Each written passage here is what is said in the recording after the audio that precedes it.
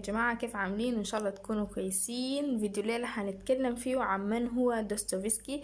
أكيد سمعتوا به أو بتعرفوه. فيودور دوستويفسكي هو روائي وفيلسوف وصحفي وكاتب قصص قصيرة روسي، وواحد من أشهر الكتاب والمؤلفين في العالم. من أكثر الحاجات اللي ميزته إنه كتاباته كان فيها فهم عميق للنفس البشرية، وفي نفس الوقت عكست الحياة الاجتماعية والسياسية والروحية في روسيا في القرن ال19، ويعتبر واحد من مؤسسي المذهب الوجودي في الأدب. والمذهب الوجودي ده هو المذهب اللي بيناقش الإنسان كمحور أساسي له من حيث أفكاره ومشاعره وأفعاله وكل الحاجات الخاصة به. وروايته الإنسان الصرصار تعتبر أول عمل في المجال ده. اترجمت كتبه لحوالي 170 لغة حول العالم. ودوستويفسكي من ما هو صغير لحد ما كبر كان متأثر بمجموعة من الناس زي مثلا ويليام شكسبير وأفلاطون وتشارلز ديكنز وفيكتور هوغو. وكمان هو أثر على ناس تانين زي مثلا جان بول سارتر، فريدريك نيتشه وأنتون تشيخوف. دوستويفسكي اتولد عام 1821 في موسكو، مع انه ابوه وامه الاثنين بيرجع اصلهم لعيلة نبيلة في ليتوانيا. ابوه اسرته كانت بتشتغل كرجال دين، حتى ابوه كان متوقع انه هو مفروض يكون راهب، لكن هو هرب ودخل اكاديمية موسكو الطبية الجراحية لما كان عمره 20 سنة. ولما يتخرج اشتغل كطبيب عسكري، وبعدين بقى كبير الاطباء ولقى ام دوستويفسكي وتزوجها، وعيلتها كانت بتشتغل في التجارة. دوستويفسكي عنده 7 أخوان. أكتر واحد من أخوانه أثر عليه هو أخوه الكبير ميخائيل، وهو دوستويفسكي رقم 2 في أخوانه. دوستويفسكي لما اتولد كان أبوه شغال في مستشفى ماريانسكي للفقراء، وقام دوستويفسكي يتأثر بالمعاناة والألم اللي شاف الفقراء بيعانوا منه في الفترة ديكي. يلا رحلة دوستويفسكي دي بدت مع الأدب. كيف؟ دوستويفسكي من هو صغير كان بيحب الأدب، وده برجع ل3 عوامل. أول عامل إنه كان عنده مربية اسمها ألينا خلته يطلع على القصص والأساطير الخيالية من هو كان عمره 3 سنين. ولما تم 4 سنين أمه بدأت تقريه الكتاب المقدس عشان يتعلم يقرأ ويكتب، وكمان أمه وأبوه كان بيقروا له قصص ما قبل النوم طوالي، فالحاجة دي خلته يحب الأدب من هو صغير. دوستويفسكي درس في مدارس داخلية لحد ما أمه توفت عام 1837 بسبب مرض السل. بعدين مشى مع أخوه ميخائيل عشان يدخلوا معهد نيكولايف للهندسة العسكرية. وللأسف ما قبلوا أخوه، لكن قبلوا دوستويفسكي، فقام أخوه رحل لإستونيا. بعد 2 من وفاة أمه اتوفى أبوه، ودي كان أول مرة تظهر على دوستويفسكي أعراض الصرع، والكلام ده حسب ما قالته بنته لوبوف. بعد كده رجع تابع دراسته وتخرج، وبعد التخرج مشى زار أخوه في إستونيا، وهناك اتعلم المغامرة اللي أثرت سلبيا عليه في فترة طويلة من حياته. وفي نفس الوقت بدأ يترجم الروايات ويمتهن الكتابة بسبب ظروفه المالية. أول رواية ترجمها دوستويفسكي في حياته كانت لكاتب فرنسي اسمه بلزاك، وبعدها ب2 طلع أول رواية له وكان اسمها المساكين. وعنده صاحبه وصل الرواية بتاعت المساكين دي لناقد أدبي روسي شهير اسمه بلينسكي ده عجبته الرواية شديد، وقال إنها أول رواية اجتماعية روسية، ورواية نجحت وحققت نجاح تجاري كبير. قام دوستويفسكي استقال من مهنته العسكرية عشان يحترف كتابة الرواية، وكتب رواية تانية اسمها الشبيه، بس للأسف ما نجحت، ونوبات الصرع بقت بتجيه أكتر من الأول. بعد كده بدأ يكتب قصص قصيرة بتتنشر في المجلات وقتها، وبرضه ما نجحت ودخلته في مشاكل مادية. بسبب ظروفه المالية دي دوستويفسكي بدأ يعجب بالمنطق الاشتراكي واهتمامه بالفقراء والمحرومين، وانضم لرابطة اشتراكية. وبعد انتهت الرابطة دي انضم لرابطة تانية اسمها رابطة بتراشيفسكي. رابطة بتراشيفسكي دي بتضم ناس من كل فئات المجتمع، من دكاترة ومهندسين وطلاب ومعلمين وكتاب وكمان ضباط في الجيش، وكانوا بناقشوا قضاياهم المعاصرة دي بشكل شبه سري، وكلهم كانوا متفقين في إنهم بيعارضوا الاستبداد القيصري في روسيا.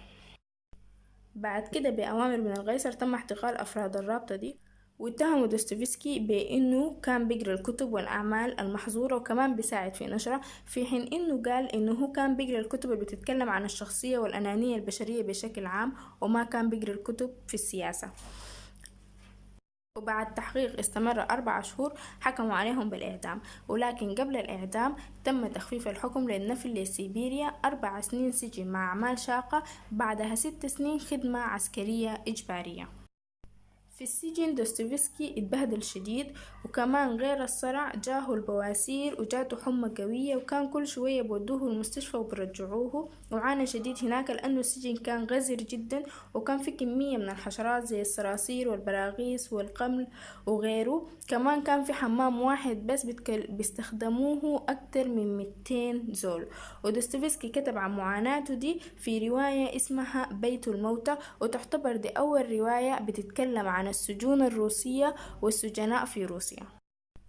بعد خلص دوستويفسكي فترة السجن انتقل للخدمة العسكرية، وأثناء الفترة دي كان بدي دروس خصوصية لعدد كبير من أطفال الطبقة العليا، وهناك لاقى واحدة اسمها ماريا إيسييف وكان عندها ولد، وبطريقة ما حصل دوستويفسكي على تصريح للزواج والكتابة، فبدأ يكتب وكمان يتزوج ماريا، مع إنه حياته معاه كانت تعيسة جدا، لكنهم كانوا بيحبوا بعض. بعد 2 من زواجه من ماريا اتدهورت صحته، فطلعوه من الخدمة العسكرية مع انه تقريبا كان تماها، ورجع لأخوه ميخائيل ولاقاه بعد فراق 10 سنين. بعد كده سافر لأوروبا الغربية وزار عدد من المدن زي برلين ولندن وبلجيكا وباريس وفلورنسا، وكتب عن رحلته دي في مقالة اسمها ذكريات شتاء عن مشاعر صيف انتقد فيها الرأسمالية والكاثوليكية والبروتستانتية. في السنة اللي بعدها رجع تاني لأوروبا الغربية وخسر كل قروشه في القمار.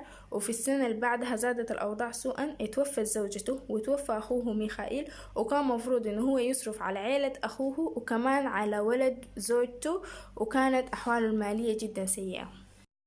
بس بعدين كتب دوستويفسكي أول جزئين من الجريمة والعقاب، وتزوج سكرتيرته آنا دي من أهم المؤرخين لحياة دوستويفسكي، وكتبت كتابين عن حياته.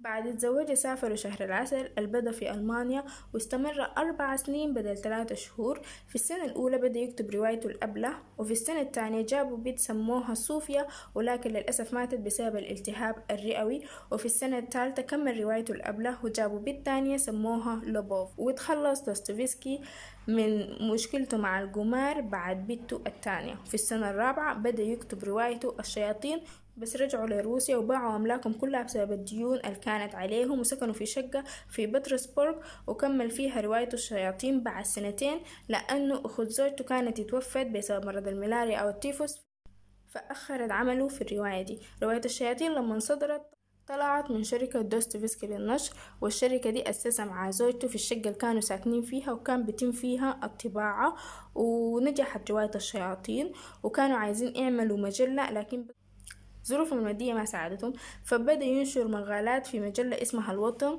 مقابل عائد سنوي، بس ما قدر يلتزم بسبب ضغط العمل، فانتقل بأنه يكتب مقالات لمجلة اسمها وطن الآباء، وكان بدوه العائد مقابل كل مقالة، وكان عائدهم أحسن من مجلة المواطن. بعدها صحته اتدهورت وشخصوه بأنه عنده التهاب في الغدة التنفسية، وكان بدأ في الفترة دي رواية المراهق. وعشان صحته انتقل في فترة الشتاء لستاريا روسا مع عائلته، وهناك جاب ولده أليكسي، وبعدين رجعوا لبطرسبورغ حيث كمل روايته المراهق.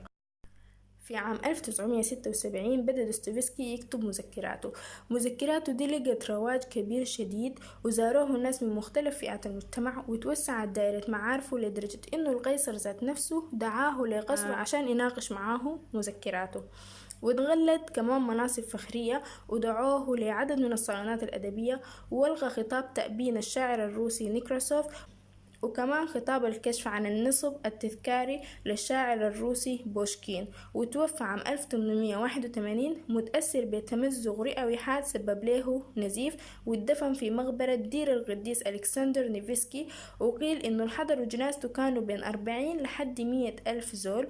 وكتبوا في قبره اقتباس من إنجيل يوحنا، لأنه دوستويفسكي كان معروف بأنه مسيحي محافظ متمسك بدينه. استخدم دوستويفسكي أسلوب الكتابة البولفونية، وهي اللي بتعتمد على إنه يكون في عدد من الرواة والأصوات في الرواية الواحدة، وكل راوي بيكون عنده وجهة نظر خاصة به.